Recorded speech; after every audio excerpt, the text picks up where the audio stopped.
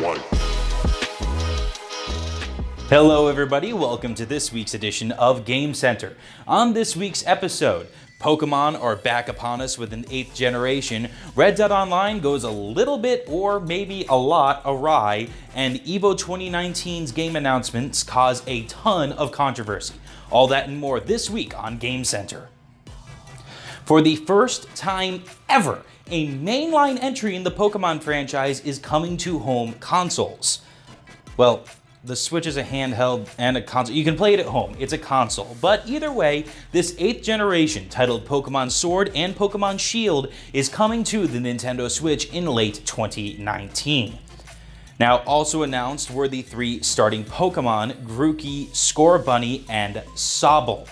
These 2 games represent the 32nd and 33rd mainline entries, if you include remakes like Fire Red, of the Pokemon franchise, which is a remarkable feat for the 23-year-old franchise. Pokemon, which started back in 1996, is the single most valuable franchise in the world, worth over $90 billion.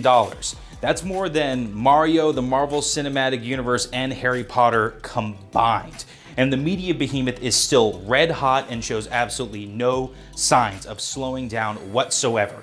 These 2 games are instantly 2 of the most highly anticipated titles of 2019, and by the way, I'm totally picking Grookey. Hey now. Rockstar Games has implemented their new update to Red Dead Redemption 2's online mode, and the response has been negative, to say the least. Largely a cosmetic update, some of the more notable additions to the game are also a complete nerf to how most players in the game are earning in-game currency, and the fact that griefing in the game is now worse than it has ever been, which has always been a problem in Rockstar Games' online game modes.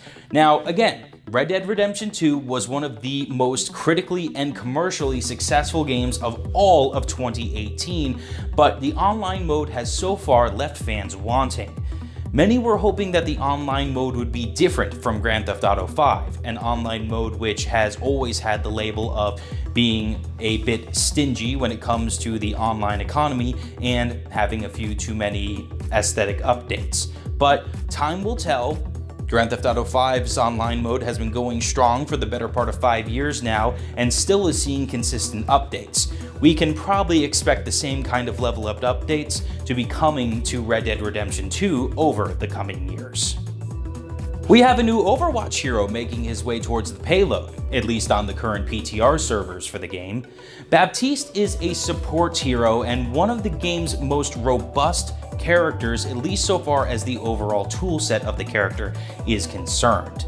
Some reactions have been positive, but notable streamers such as XQC and Seagull have gone so far as to say that the character is outright overpowered, with an immunity field, meaning you can't die inside of a cylinder he places down, area of effect healing, a very potent primary fire, and a somewhat abusable ultimate that can double any damage that goes through a window. He has a lot going for him. Oh, and by the way, he also has a hyper jump. I mean, for a support character, it seems that his offensive capabilities are very, very strong. Perhaps too strong, which is a good thing because right now he's on the PTR server, so there's a good chance he could end up being a bit different when he comes out in the regular game.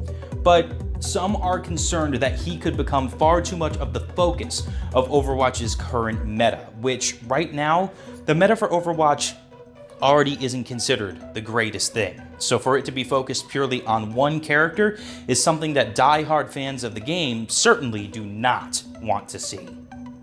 Evolution 2019 has its 9-game lineup. There are certainly many surprises, including the games Samurai Showdown and Under Night making it into the 9-game lineup, but just as important are the games that weren't announced. We all had a feeling there was a chance Dead or Alive 6 wouldn't make it after what happened at Evolution Japan this year, but Super Smash Bros. Melee, a mainstay of the tournament series since 2012, will not be returning in 2019. The game consistently ranks amongst the most attended and most viewed games at Evolution, but this year the only Smash Bros. Game at EVO will be Smash Bros. Ultimate. The immediate reaction of this announcement, or really lack thereof, has ranged from elation from some members of the fighting game community to others wanting Evolution to be outright boycotted for the game not being included.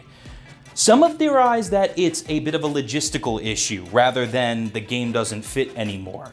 You need CRTs and older consoles in order to run Smash Bros. Melee events, and an event of this size means the logistics of getting those items, it's a bit difficult.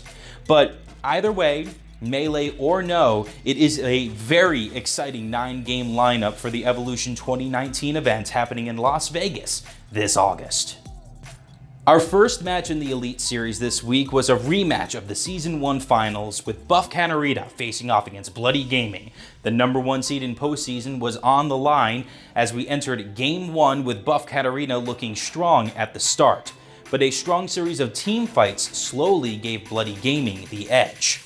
Atheris did everything he could to take out Buff Katarina's base with a pair of sneak attacks, but it simply was not enough. Bloody Gaming took one major team fight and finally the enemy base, taking Game 1 23-11.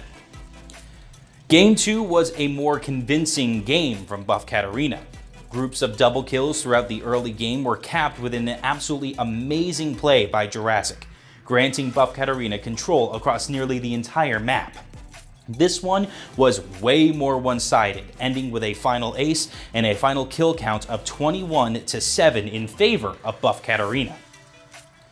Game 3 looked to be going completely in favor of Buff Katarina early on, but just after taking Baron about 20 minutes in, Bloody Gaming came back and made this one a game. This was their best chance to steal the series and the number 1 seed, but Jurassic again had many big plays and it just simply was not to be. He made this thing go back into Buff Katarina's favor and they ended up taking the game and the series 33-22. Our first game of the postseason saw Buff Katarina as the number 1 seed taking on the number 4 seed collegiate team Maryville GG. Amateur versus collegiate is always very exciting to see, and the collegiate team Maryville GG looked very strong early on. In fact, they had pretty much control of the game for the first half of game number 1, but Buff Katarina were able to take Baron as well as the game's momentum. Eventually, they had one final decisive team fight, which ended convincingly in their favor with a final kill count of 19-14. Game 2 was Maryville's last shot to make a statement. This was their last shot to make it into Grand Finals of Season 2, but unfortunately standing in their way was Odd Orange. Buff Katarina was great throughout the game, but Odd Orange in particular, moving around the map, blocking top lane, making sure that CKT could not be a major instrument in the game, Buff Katarina showed why they were the number 1 seed. They took the match 21-8 and the series 2-0. In our latest edition of our weekly PUBG Duos event, $1,000 was on the line with 30 teams looking to grab their part of that prize pool. Team Monka, made up of I'm Relo and Light Show, ended up taking first place and the Mr. Murder Bear bonus thanks to their continuous 4 straight top 10 victories, including a Game 1 victory and an impressive overall offensive performance throughout. Royal WN and the Doomster of Team GGOD took second place with again strong performances throughout 4 games, including a Game 2 win, while Team Noble's Fudge and Will took Game 4 and overall 3rd place. If you want to take place in these tournaments, by the way, you can check them out on Battlefy. Our PUBG Duos events happen every Sunday at 2 p.m. Eastern. We have a pair of major game releases this week, of which they really couldn't be much more different from one another. On one hand, on March 5th, you have the absolutely adorable Kirby's Extra Epic Yarn coming out on the Nintendo 3DS.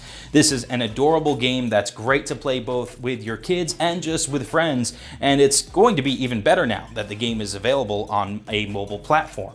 But in a more serious game, well, serious I mean mature, comes the gun-toting, slashing, demon-slaying, huge combo action of Dante and Devil May Cry 5.